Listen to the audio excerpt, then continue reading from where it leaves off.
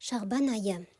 Алла Тағала баршамызға Шағбан айының берекесіне кенеліп, құлшылықтарымыз арқылы тақуалыққа, иман ләззатын сезінуге, бір табан жақындай түсуді нәсіп етсін.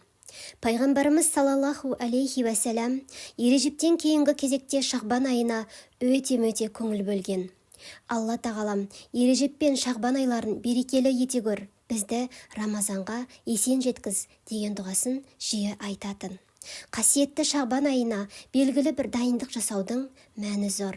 Өйткені Әбу Әмәмә әл-Бахилиден радиаллаху анху жеткен хадисте Алла елшісі саллаллаху алейхи вәсәләм Шағбан айы кіргенде өздеріңізді тазалаңыздар және ниеттеріңізді дұрыстаңыздар деген. Бұл айдағы сауабы көп құлшылықтың бірі ауыз бекітіп нәпіл оразасын ұстау. Пайғамбарымыз саллаллаху алейхи вәсәләм Шағбан айының көбін оразамен өткізетін болған. Шағбан айындағы Алла елшісінің саллаллаху алейхи вәсәләм өнегелі өмірінен Айша анамыз бұлайша баяндайды. Алла елшісі кейбір айлардың көбінде ораза ұстайтын. Тіпті оны бұл айда мүлдем ауыз ашпады деп те ойлайтынбыз. Кейбір айлардың көбінде ауыз ашатын. Тіпті біз оны бұл айда ешбір ораза ұстамады дейтін едік. Алла елшісінің Рамазан айынан басқа айда толық ораза ұстағанын, сондай-ақ Шағбан айындағыдай көбін оразамен өткізгенін көрмедім. Сахабалар да осы Шағбан айы туғанда Құранға көп көңіл бөліп, күні-түні Құран оқи бастаған.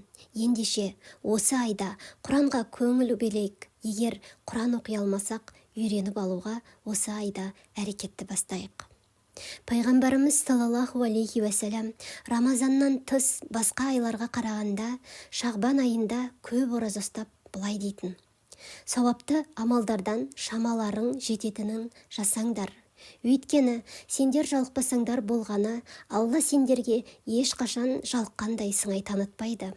Алла Тағала қабыл алатын ең жақсы амал аз да болса үзбей істелген іс. Бірде саңлақ сахабалардың бірі Усама радиаллаху анху Шағбан айында көп ораза ұстауының сырын білу үшін: уа Алланың елшісі, дәл Шағбан айында жиі ораза ұстағаныңыздай басқа айда мұншалықты ораза ұстағаныңызды көрмедім деп сұрағанда, Шағбан адамдардың басым көпшілігінің Рамазан мен Ережеп айларының ортасында мән бермей кететін айы. Бұл айда амалдар Алла Тағаланың құзырына көтеріледі. Мен де амалдарымның ораза ұстаған кезімде Алланың құзырына көтерілгенін қалаймын деп жауап естіген. Ал Әнәс радиаллаху анху Алла елшісінен саллаллаху алейхи вәсәләм Рамазаннан кейін қандай ораза маңызды деп сұрағанда, ол саллаллаху алейхи вәсәләм Рамазанға құрмет ретінде Шағбан айында ұсталған ораза, қай садақа абзал дегенде Рамазан айында берілген садақа деп жауап берген. Хадистерге жүгінсек, пайғамбарымыз саллаллаху алейхи вәсәләм Шағбан айында парыз намаздарымен қатар нәпіл ғибадаттарын көбейтіп, Алланың көркем есімдерін мадақтап, зікір етіп, шүкіршілігін арттырып, кедей-кепшікке садақа берген.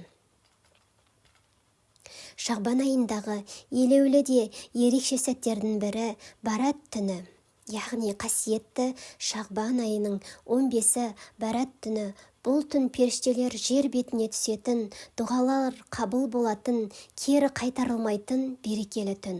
Сондықтан бұл түнде пайғамбарымызға саллаллаху алейхи вәсәләм көп салауат, Алладан біліп білмей істеген күнәларымызды кешірілуін тілеп, истихфар, дұға, ғибадат, құлшылықпен өткізген абзал. Өйткені пайғамбарымыз саллаллаху алейхи вәсәләм Шағбан айының жартысы толған түнді құлшылықпен, мағынасымен, маңыздылығына сай өткізіңдер.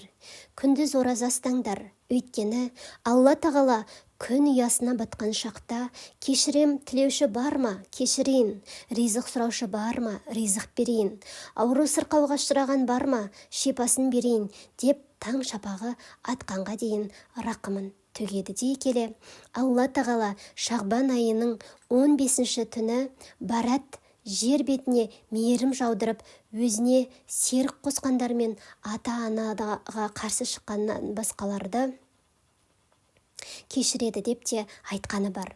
Қай жағынан алып қарасақ та, құт пен берекеге толы бұл түнді мұсылман жұртшылығы Барат түні деген атаумен ерекше мереке ретінде атап өтеді. Аллахым, күнәларымызды кешір, істерімізді жеңілдет. Аллахым, сауапты істерді жасауға нәсіп етсін.